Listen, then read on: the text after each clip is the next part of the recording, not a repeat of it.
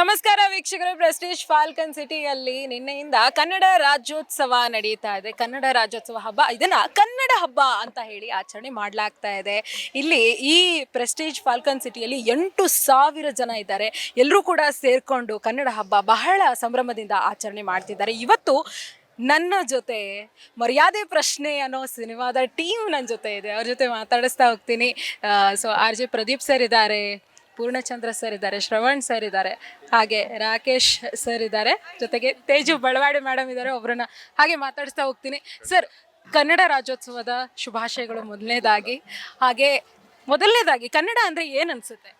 ನಮ್ಮ ಭಾಷೆ, ನಮ್ಮ ತಾಯಿನಾಡು ಅಷ್ಟೇ, ನಮ್ಮ ಮದರ್ ಟಂಗ್, ತಾಯಿ ಭಾಷೆ. ಇವತ್ತು ಈ ಕಾರ್ಯಕ್ರಮದಲ್ಲಿ ಆಗಮಿಸ್ತಿದ್ದೀರಿ, ಒಂದು ರೀತಿಯಲ್ಲಿ ಪ್ರಮೋಷನ್, ಇನ್ನೊಂದು ಕನ್ನಡದ ಬಗ್ಗೆ ಒಂದು ಕಾರ್ಯಕ್ರಮ ನಡೀತಾ ಇದೆ ಅಂದರೆ ಅದೊಂದು ಖುಷಿಯ ವಿಚಾರ. ಏನು ಅನಿಸುತ್ತೆ ಇಂಥ ಒಂದು ಅಪಾರ್ಟ್ಮೆಂಟಲ್ಲಿ ಕಾರ್ಯಕ್ರಮ? ಇದು ನಮ್ಮೆಲ್ಲರ ಒಗ್ಗಟ್ಟಿನ ಒಂದು ಸಿಂಬಲ್ ಅಂತ ಅನ್ಸುತ್ತೆ. ಆ್ಯಂಡ್ ನಮ್ಮಂಥ ಹೊಸ ಕಲಾವಿದರನ್ನ ಕರೆಸಿ ನಮಗೆ ಪ್ರೋತ್ಸಾಹ ನೀಡ್ತಾ ಇದ್ದಾರೆ. ಟ್ರೈಲರ್ ಪ್ಲೇ ಮಾಡಿದ್ರು ಆ್ಯಂಡ್ ಎಲ್ಲರೂ ಶೋ ನೋಡ್ತೀವಿ ಅಂತ ಪ್ರಾಮಿಸ್ ಮಾಡಿದ್ದಾರೆ. ಒಂದಷ್ಟು ಜನ ಅವರು ಟಿಕೆಟ್ ಸ್ಪಾನ್ಸರ್ ಮಾಡ್ತಾ ಇದ್ದಾರೆ. ಸೊ ಈ ಥರ ಒಂದು ಎಂಕರೇಜ್ಮೆಂಟ್ ತುಂಬ ಖುಷಿ ಆಗುತ್ತೆ. ಆ್ಯಂಡ್ ಕನ್ನಡದವರು ಕನ್ನಡ ಸಿನಿಮಾಗಳನ್ನ ಈ ರೀತಿ ಕರೆಸಿ ಎಂಕರೇಜ್ ಮಾಡೋದು, ಅದು ನಮ್ಮ ಥರ ಹೊಸ ತಂಡಗಳನ್ನ ಎಂಕರೇಜ್ ಮಾಡೋದಿದೆಯಲ್ಲ, ಅದು ತುಂಬ ಎಂಕರೇಜಿಂಗ್ ಅನಿಸುತ್ತೆ.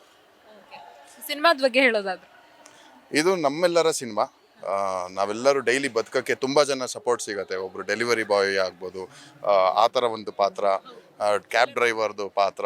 ಸೊ ಇದು ನಮ್ಮ ಡೈಲಿ ಲೈಫ್ಗೆ ಇಂಪಾರ್ಟೆಂಟ್ ಆಗಿರೋವಂಥವ್ರು. ಬಟ್ ನಾವು ಎಷ್ಟು ಹೊರಗಡೆ ಗಮನ ಕೊಡ್ತೀವಿ ಅಥವಾ ಎಷ್ಟು ಅವ್ರ ಮೇಲೆ ನಾವು ಒಂದು ಗ್ರ್ಯಾಟಿಟ್ಯೂಡ್ ತೋರಿಸ್ತೀವಿ. ಬಟ್ ಇಲ್ಲಿ ನಾವೆಲ್ಲರೂ ಅವರ ಪಾತ್ರಗಳನ್ನ ಮಾಡಿದ್ದೀವಿ. ಸೊ ಇದು ಜೀವನಕ್ಕೆ ತುಂಬ ಹತ್ತಿರ, ನಿಜ ಜೀವನದ ಒಂದು ಪಾತ್ರ, ಕತೆ ಅಂತ ಹೇಳ್ಬೋದು. ನಮಸ್ಕಾರ ಸರ್. ನಮಸ್ತೆ. ಕನ್ನಡ ರಾಜ್ಯೋತ್ಸವದ ಹಾರ್ದಿಕ ಶುಭಾಶಯಗಳು ಕೂಡ. ಓಕೆ, ಏನು ಹೇಳ್ತೀರಿ ಸರ್, ಇಂಥ ಅಪಾರ್ಟ್ಮೆಂಟಲ್ಲಿ ಈ ರೀತಿ ಕಾರ್ಯಕ್ರಮ ನಡೀತಾ ಇದೆ, ನೀವು ಇಲ್ಲಿ ಆಗಮಿಸಿದ್ದೀರಿ? First of all thank you ಹೇಳ್ತೀನಿ. ಆಮೇಲೆ ಇಲ್ಲಿ ಸಿಂಪಲಾಗಿ ಒಂದು ಎಕ್ಸಾಂಪಲ್ ಕೊಟ್ಟಿದ್ದೆ. ಯಾರೋ ಏನೋ ಹೇಳ್ತಿದ್ದನ್ನು ನಾವು ಬ್ಲೈಂಡಾಗಿ ನಂಬ್ಕೊಂಡು ಹೋಗ್ತೀವಿ ಅಂತ.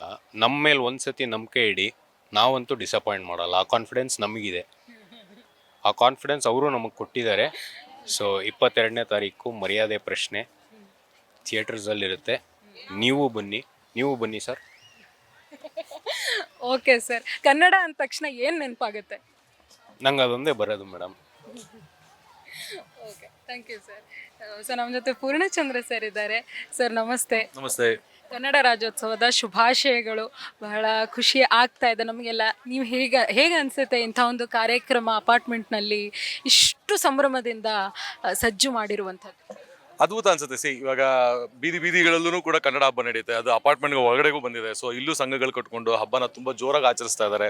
ನೋಡೋದು ಖುಷಿ ಆಗುತ್ತೆ. ಆಮೇಲೆ ನಮಗೂ ಕರೆದು ಮಾತಾಡಿಸಿ ನಮ್ಮ ಸಿನಿಮಾಗೂ ಪ್ರಚಾರ ಮಾಡೋದಕ್ಕೊಂದು ಆಪರ್ಚುನಿಟಿ ಕೊಟ್ಟು, ಅಲ್ಲೊಬ್ರು ಮೇಡಮು ಅವರು ನಿಮ್ಮ ಸಿನಿಮಾದ ಒಂದು ಹಾಲ್ ಫುಲ್ ಟಿಕೆಟ್ ನಾವೇನೇ ಸ್ಪಾನ್ಸರ್ ಮಾಡ್ತೀವಿ ನಮ್ಮ ಇಡೀ ತಂಡಕ್ಕೆ ಅಂತ ಅಂದು, ಇಡೀ ಗ್ರೂಪ್ಗೆ ಅಂತ ಹೇಳಿ ಬರ್ತೀವಿ ಅಂತ ಹೇಳಿದ್ದಾರೆ. ಸೊ ಆ ಥರ ಎಂಕರೇಜ್ಮೆಂಟ್ ಕೊಟ್ಟಾಗ ತುಂಬ ಖುಷಿ ಆಗುತ್ತೆ ನಮಗೆ. ಸೊ ಅದೊಂದು ಸಂತೋಷದ ವಿಚಾರ. ಸರ್, ಈಗ ನಿಮ್ಮ ಚಿಕ್ಕ ವಯಸ್ಸಿನಲ್ಲಿ ನೀವು ಸಹ ಕನ್ನಡ ರಾಜ್ಯೋತ್ಸವಗಳನ್ನು ಅಟೆಂಡ್ ಮಾಡಿರ್ತೀರಿ ವಿದ್ಯಾರ್ಥಿಯಾಗಿ. ಈಗ ಕನ್ನಡ ರಾಜ್ಯೋತ್ಸವ ಏನು ವ್ಯತ್ಯಾಸ ಅನಿಸುತ್ತೆ? ಇನ್ನೇನಿಲ್ಲ, ಕನ್ನಡ ಒಂದೇ ಅಲ್ಲ, ಆಗಿಂದನೂ ಈಗ ತನಕ ಮುಂದಕ್ಕೂ ಒಂದೇ ಅಲ್ಲ. ಸೊ ಕನ್ನಡ ರಾಜ್ಯೋತ್ಸವ ನಾವು ಆಚರಿಸೋದೇನೆಂದರೆ ನಮ್ಮ ಒಂದು ಇಡೀ ಪರಂಪರೆಯನ್ನು ನಾವು ನೆನಪಿಸ್ಕೊಂಡು ಅದನ್ನು ಸೆಲೆಬ್ರೇಟ್ ಮಾಡೋದು, ಅದನ್ನು ಖುಷಿ ಪಡೋದು. ಸೊ ಕನ್ನಡನ ಬಳಸೋದ್ರಿಂದ ಕನ್ನಡನ ಉಳಿಸೋದು, ಕನ್ನಡನ ಬೆಳೆಸೋದಾಗುತ್ತೆ. ಸೊ ನಾವೆಲ್ಲರೂ ಕನ್ನಡನ ಬಳಸೋಣ ಅಂತ ಒಂದು ಓದ್ ತಗೊಂಡು ಮುಂದಕ್ಕೆ ಹೋಗ್ಬೇಕು. ಈಗ ಸರ್, ಕನ್ನಡ ಮಾತನಾಡಬೇಕಾದ್ರೆ ನಾವು ಸಹ ಕೆಲವೊಂದು ಪದಗಳನ್ನು ಆಂಗ್ಲ ಭಾಷೆಯಿಂದ ತೆಗೆದು ಹಾಕ್ತಾ ಇದ್ದೀವಿ. ನಾವು ಅದರಲ್ಲಿ ಮಿಕ್ಸ್ಡ್ ಕನ್ನಡ, ಕಂಗ್ಲೀಷ್ ಆ ಥರ ಆಗ್ತಾ ಇದೆ. ಕನ್ನಡವನ್ನು ನಾವು ಸಂಪೂರ್ಣ ಕನ್ನಡಮಯವಾಗಿ ಮಾತನಾಡ್ತಾ ಇಲ್ಲ. ಅಂಥವರಿಗೆ ಏನು ಹೇಳ್ಬೋದು? ಅಥವಾ ಏನಾದರೂ ಆಗಲಿ, ಎಷ್ಟಾದರೂ ಆಗಲಿ ಕನ್ನಡ ಮಾತಾಡಿ ಏನು ಹೇಳ್ತೀವಿ? ಪ್ರತಿಯೊಂದು ಭಾಷೆನೂ ಬಳಸೋದ್ರಿಂದನೇ ಅಲ್ವಾ ಇಂಪ್ರೂವ್ ಆಗೋದು. ಸೊ ಈಗ ನಾನು ಇಂಪ್ರೂವ್ ಅಂತ ಯೂಸ್ ಮಾಡಿದೆ. ಸೊ ಪದ ಬಳಕೆ ನಡುವೆ ಒಂದೊಂದು ಯಾವುದೋ ಪದ ಬಂದು ಕೂತ್ಕೊಳ್ತವೆ. ಇವಾಗ ಕನ್ನಡದ ಮಾರುಕಟ್ಟೆ ಹೇಗೆ ಇಂಗ್ಲೀಷ್ನಲ್ಲಿ ಮಾರ್ಕೆಟ್ ಆಗಿದೆ, ಸೊ ಹಂಗೆ ಕೆಲವೊಂದಕ್ಕೆ ನಮ್ಮ ಹತ್ರ ತರ್ಜುಮೆ ಇರಲ್ಲ. ಸೊ ಎಕ್ಸಾಕ್ಟ್ ಟ್ರಾನ್ಸ್ಲೇಷನ್ ಅನ್ನೋದು ಸಿಗಲ್ಲ ನಮಗೆ. ಸೊ ಅವಾಗ ಏನು ಮಾಡ್ತೀವಿ, ಆ ಪದನ ಹಾಗೆ ಬಳಸ್ತೀವಿ. ಇವಾಗ ಇಡ್ಲಿಗೆ ಇಂಗ್ಲೀಷಲ್ಲಿ ಏನು ಹೇಳೋಕ್ಕೆ ಸಾಧ್ಯ ಆಗುತ್ತೆ, ಪಿಜ್ಜಾಗೆ ಕನ್ನಡದಲ್ಲಿ ನಾವೇನು ಹೇಳೋಕ್ಕೆ ಸಾಧ್ಯ ಆಗುತ್ತೆ. ಸೊ ಹಾಗೆ ಕೆಲವೊಂದನ್ನ ನಾವು ಎರವಲು ಪಡಿಬೇಕಾಗುತ್ತೆ, ಕೊಡಬೇಕಾಗುತ್ತೆ. ಸೊ ಕೊಡೋದು ತೊಗೊಳೋದ್ರಿಂದ ಎರಡೂ ಭಾಷೆಯ ಸಂಪತ್ತು ಜಾಸ್ತಿ ಆಗ್ತಾ ಹೋಗುತ್ತೆ. ಸೊ ಉಚ್ಚಾರಣೆಯಲ್ಲಿ ಪದ ಇವಾಗ ಹಾಸ್ಪಿಟಲ್ಲು ಆಸ್ಪತ್ರೆ ಬರ್ತಾನೆ, ಹಾಸ್ಪಿಟ್ಲು ಕನ್ನಡ, ಅದು ಹಾಸ್ಪಿಟ್ಲು ಕನ್ನಡ, ಹಾಸ್ಪಿಟಲ್ ಇಂಗ್ಲೀಷು, ಹಾಗೆ ಅದಂಗೆ ಬರೋಕ್ಕಿಲ್ಲ. ಸಿನಿಮಾದ ಬಗ್ಗೆ ಇನ್ನೂ ಏನು ಹೇಳಿಕ್ಕೆ ಇಷ್ಟಪಡ್ತೀರಾ? ನಮ್ಮ ಸಿನಿಮಾ ಏನಿದೆಯಲ್ಲ, ಅದು ರೂಟ್ ಆಫ್ ಬೆಂಗಳೂರಿನಿಂದ ತೊಗೊಂಡಿರೋ ಒಂದು ಕತೆ. ಅಂದರೆ ಬೆಂಗಳೂರಿನ ಒಂದು ತುಂಬ ಐತಿಹಾಸಿಕವಾದ ಚಾಮರಾಜಪೇಟೆ ಅನ್ನೋ ಒಂದು ಏರಿಯಾ ಏನಿದೆ, ಆ ಏರಿಯಾದಲ್ಲಿ ನಡೆಯುವಂಥ ಬದುಕಿನ ಕತೆ ಇದು.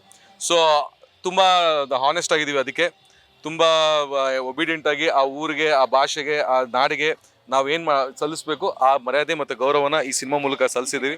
ಸೊ ನೀವು ಬಂದು ಕೂತು ನೋಡಿದಾಗ ನಮ್ಮೂರು, ನಮ್ಮ ಹುಡುಗರು, ನಾನು ನೋಡಿದ್ದೀನಿ, ನಾನು ಬೀಟ್ ಮಾಡಿದ್ದೀನಿ, ನಾನು ನಿನ್ನ ಜೊತೆ ಓಡಾಡಿದ್ದೀನಿ ಮತ್ತು ನಿನ್ನ ಜೊತೆ ಕೂತು ಮಾತಾಡಿದ್ದೀನಿ ಅನ್ಸೋಷ್ಟು ಖುಷಿಯಾಗುವಂಥ ಪಾತ್ರಗಳು.